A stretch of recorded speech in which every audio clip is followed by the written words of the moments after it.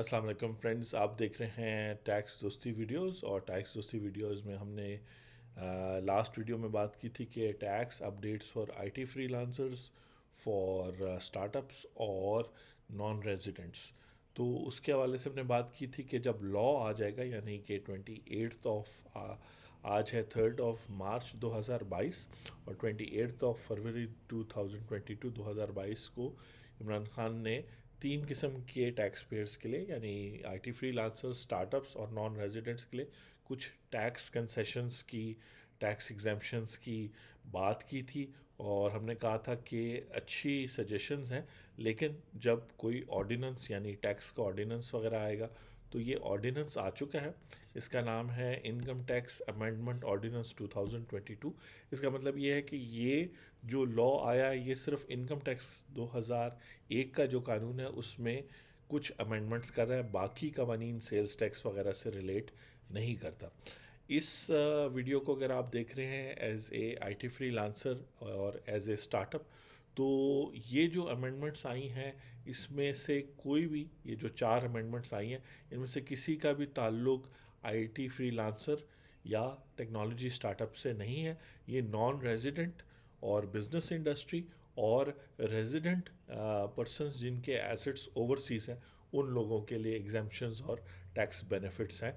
तो अगर आप ये वीडियो, बेशक इसका टाइटल है tax updates for IT freelancer, startups and non residents part 2, लेकिन जो है इसमें कोई अपडेट आपके लिए नहीं होगा। सिर्फ अपडेट ये है कि लॉ में एक्सपेक्ट किया जा रहा था कि कैपिटल गेंस पे स्टार्टअप्स को टैक्स एग्जेम्पशन होगी और आईटी फ्रीलांसर्स के हवाले से भी बात होगी, वो यहाँ किसी भी सेक्शन में नहीं है। सेक्शन और वीडियो आप बंद कर सकते हैं। बाकी यहाँ जो वीडियो में बताया गया है वो ये है कि carry forward of sick industry के लॉसेस के थ्रू टैक्स बेनिफिट दिया गया है, जिस पे थोड़ी सी बात करेंगे।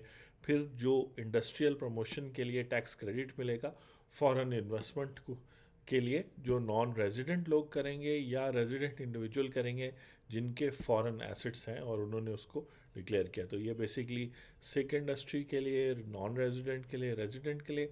और फिर ये है special provision relating to investment for industry. यहाँ पे वो एलिजिबल पर्सन की बात कर रहे हैं कि उसको भी टैक्स जो है ना, उसके लिए एक स्पेशल बेनिफिट होगा जो इन्वेस्टमेंट करेगा।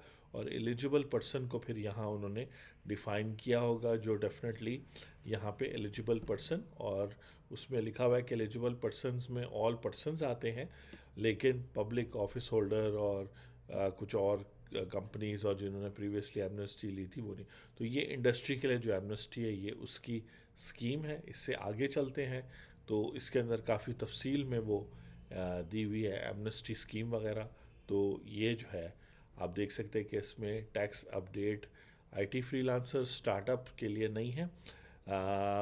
वो लोग जो मैन्युफैक्चरिंग इंडस्ट्री शुरू करना चाहते हैं और जो नॉन रेजिडेंट हैं या रेजिडेंट विद फॉरेन एसेट्स हैं, या वो जो इंडस्ट्री सिक इंडस्ट्री है और उसको कोई और हेल्दी इंडस्ट्री ख़रीदता है जिसके हेल्दी कैश फ्लोज है, तो उनको टैक्स बेनिफिट मिलेगा।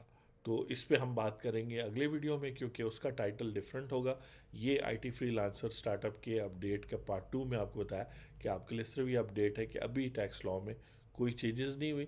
एग्जिस्टिंग आईटी फ्रीलांसर के लिए वही है कि टैक्स ईयर 2022 में उसको 100% टैक्स क्रेडिट मिलेगा, जिसकी हमारी वीडियो है टैक्स दोस्ती यूट्यूब चैनल पे।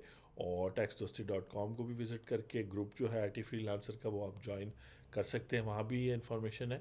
तो उसमें ये है कि जो और कोई कंसेशन वगैरह फ़िलहाल नहीं है।